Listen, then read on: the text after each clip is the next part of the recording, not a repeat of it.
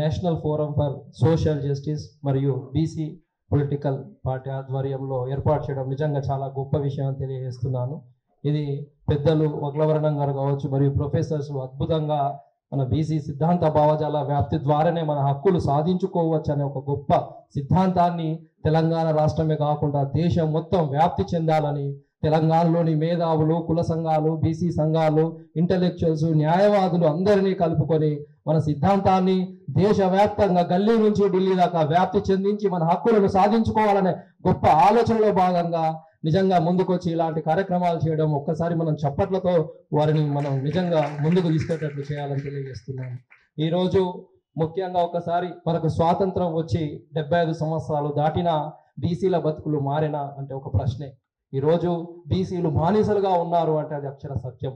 ఎందుకంటున్నా అంటే ఒక సగటు మనిషి ఆహారం, నీళ్లు, గూడు, గుడ్డ మరియు కనీసం ఉద్యోగం ఇలాంటి ఆరోగ్యం లాంటి కనీస అవసరాలు అందని పరిస్థితుల్లో బీసీలు ఉండడం చాలా బాధాకరమని తెలియజేస్తున్నాను. ఈరోజు స్వాతంత్రం వచ్చి 75 సంవత్సరాలు దాటిన తరతరాలుగా దశాబ్దాలుగా పోరాటం చేస్తున్నా కూడా మన బీసీలు ఆర్థికంగా, సామాజికంగా, రాజకీయంగా వెనుకబడడం చాలా బాధాకరం అని తెలియజేస్తున్నాను. ఈరోజు బీసీలే కావచ్చు, ఎంబీసీలే కావచ్చు, సంచార కులాలే కావచ్చు చాలా దీన పరిస్థితిలో ఉన్నారు. దీనికి కారణం ఏంది అని ఒకసారి మనం అన్వేషణ చేస్తే కులమేనా, ఆ కులంలో పుట్టడమే నేరమా అనే ఒకసారి ప్రశ్న తలెత్తుతా ఉంది. ఈరోజు కుల వ్యవస్థ ఈరోజు రాష్ట్రాన్ని, దేశాన్ని గల్లీ నుంచి ఢిల్లీ దాకా సమాజాన్ని శాసించేదే కుల వ్యవస్థ. ఆ కుల వ్యవస్థ పీడిస్తూ ఉందని తెలియజేస్తా ఉన్నాను. ఈరోజు కొందరు కులంలో పుడితే అందరం ఎక్కిస్తున్నారు, అదే కులం కొందరి అధికారంలోకి తెస్తుంది, అదే కులంలో పాతాళంలోకి తొక్కుతుంది. ఆ పాతాళంలో తొక్కిన కులాలలో బీసీ కులాలు ఉండడు, ఎంబీసీ కులాలు ఉండడు, సంచార కులాలు ఉండడు. నిజంగా గుండె బరువెంతో ఎక్కుతా ఉంది. ఈరోజు కుల వ్యవస్థ వల్ల అత్యధికంగా హక్కులు కోల్పోయిన వారు ఎవరన్నా ఉన్నారా అంటే అది బీసీలు కావడం చాలా బాధాకరం. నిజంగా మనందరం కలిసి కట్టుగా పోరాడే సమయం ఆసన్నమని తెలియజేస్తున్నాను. ఈరోజు ప్రొఫెసర్ గారు చెప్పాడు ప్రజాస్వామ్యం గురించి అద్భుతంగా. ఈరోజు మన దేశం గొప్ప దేశం భారతదేశం, అన్ని కులాలు, అన్ని మతాలతో కూడిన దేశం భారతదేశం. అలాంటి దేశంలో సార్వభౌమాధికారం కావచ్చు, సామ్యవాదం, లౌకికవాదం, గణతంత్ర ప్రజాస్వామ్య దేశం భారతదేశం. అలాంటి గొప్ప భారతదేశంలో పుట్టడం మన అందరి అదృష్టం.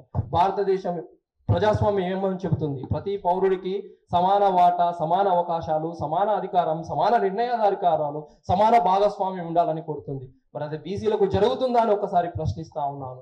నిజంగా అడుగు అడుగున ప్రతి అణిచివేతకు గురవుతున్న వారు బీసీలను తెలియజేస్తున్నాను. ఈరోజు కేంద్ర ప్రభుత్వం ఒకసారి బీసీలను ఎలా నిర్లక్ష్యం వహిస్తుందో దానికి నిలువెత్తు నిర్దేశనమే. దశాబ్దాలుగా పోరాటం చేస్తున్న జనాభా గణనలో కులగణన చేయడం లేదు. దశాబ్దాలుగా పోరాటం చేస్తున్న కనీసం ప్రత్యేక మంత్రిత్వ శాఖ ఏర్పాటు చేయలేము. దశాబ్దాలుగా పోరాటం చేస్తున్న ఏ కులానికి లేని క్రిమిలేయర్ బీసీలకేనా?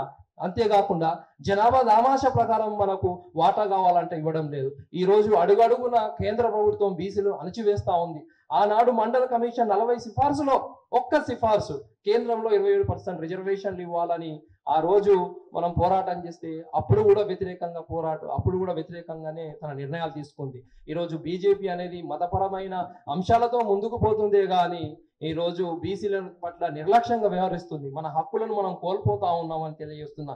బీసీలందరూ ఐక్యమై రాజ్యాధికారం కోసం, మన హక్కుల కోసం, మన రిజర్వేషన్ల కోసం, మన ఆత్మగౌరవం కోసం పోరాటం కావాల్సిన సందర్భం ఏర్పడ్డదని, దానికి ఇలాంటి వారు బీజం వేయడం, వక్లవరణం లాంటి వ్యక్తులు నిజంగా మేధావులు బీజం వేయడం అనేది ఒక హర్షం వ్యక్తం చేయడం అని నాకు ఈ అవకాశం వచ్చినందుకు నాకు ప్రత్యేక మీ అందరికీ ధన్యవాదాలు తెలియజేస్తున్నాను.